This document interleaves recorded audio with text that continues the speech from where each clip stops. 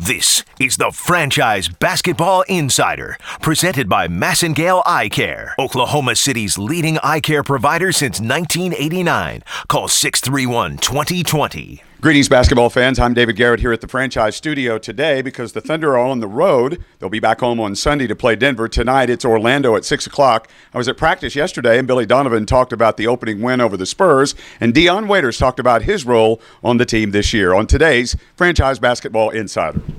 Just first overall, last night, just impression first season openers. How do you think the team played?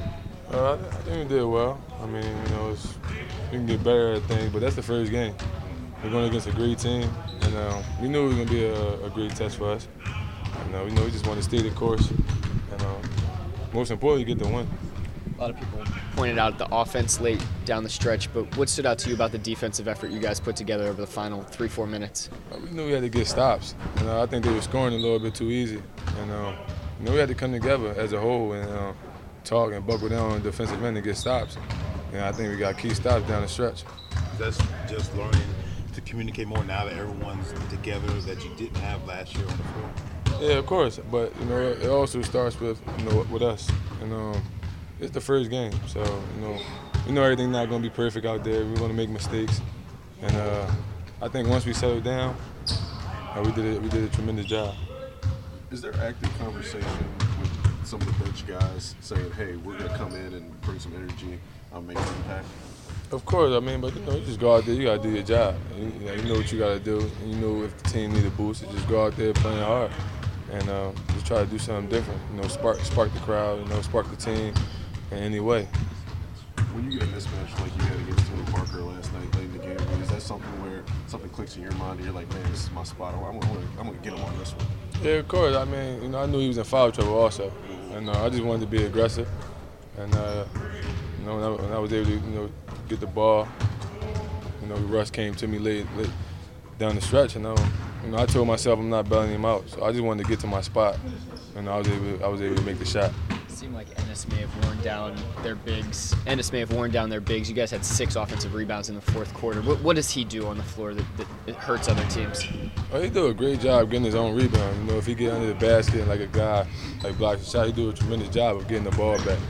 So you look up in one play, he got like 3 rebounds just off that one play. So he do a great job rebounding and banging down there. He bang with the bigs and he get rewarded. You tweeted something last week about your teammates and how you feel about them. Is this the most comfortable you've felt so far in your career right now? Yeah, by far. The brotherhood. Everybody. We always together. It's always genuine love, not just on the court, off the court also. And I think that played a key role in everything through our success on the court. Why? Is that character or something that's preached, or what is that? Most importantly, you're building friendships, you're building trust, and you're getting to know a guy. It's not just always about basketball. So I think that makes our job on the court much easier. And we just hang around each other throughout the day. On the road, we go out to eat, things like that. That builds chemistry. And like I said, I've never been a part of a team that did that as a whole, as everybody. So, it's great for me.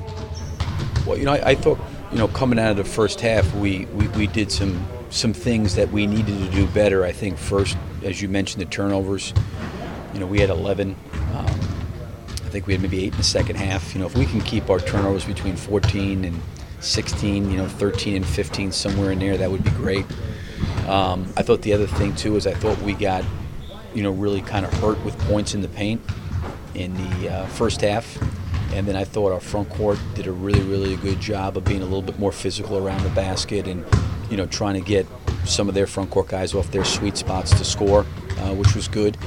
And then I thought at times in the first half, our ball movement got a little bit stagnant, and then we got the ball moving around till you mentioned, a lot of different guys scored because we were sharing the ball. And then, I think you also got to talk about some of those guys made some tough shots. Dion made 2 tough shots coming down the stretch.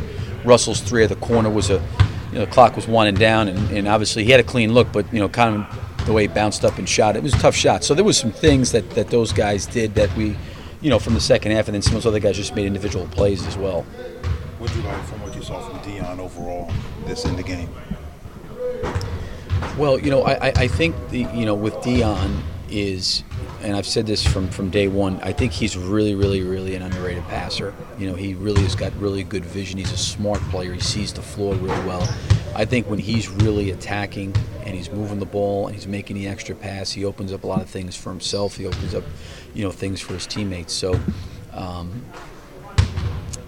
you know, just for him, like the rest of our guys, to continue to keep growing and developing and getting better. All right, thanks for watching this short Franchise Basketball Insider. We'll have another one after the Thunder game against Denver on Sunday. You can join us at Flint inside the Colcord Hotel at 5 o'clock and on the air on 107.7 The Franchise and 107.9 in Tulsa. We hope to see you on Sunday. Thanks for listening to The Franchise, and thanks for watching the Franchise Basketball Insider.